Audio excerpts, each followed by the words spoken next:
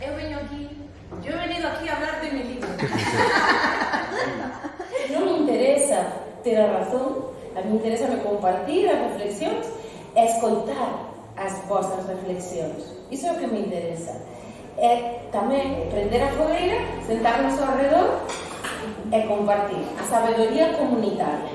Entón, iso sí que me interesa. A cuestión é o que contén e o que provoca en ti que o vas ler. Iso é importante. É como nos une tamén. Eu sempre digo, aí no libro aparece a miña página web, eu encantada de que me contactedes coas vosas reflexións. O corpo, recipiente de vísceras e fluidos, carne que nos expón vulnerables, instrumento de identidade, moeda de cambio, transporte que nos leva e nos trae, atadura ao mundano, fonte de prazer, encarnación da política, manifestación da vida, abeiro da morte.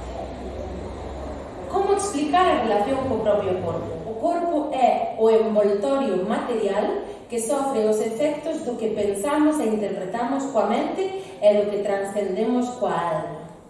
É curioso como o noso corpo pode guardar tantísimas reaccións que nos levan a unha información de todos estes sistemas que vos lía no texto, non?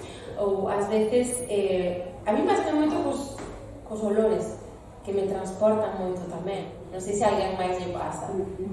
Eu si, o olor o chorizo de Villa de antes, non de agora. A ver, explica iso. Espazo patrocinado por Villa. Os nenos que llegaban cartos na casa, na hora do recreo, iban a comprar ali as golosinas, e máis, normalmente era bocadillo de tortilla, de chorizo e de xamón. Que pasa? Eu non tiña cartos, a mí non me daban cartos.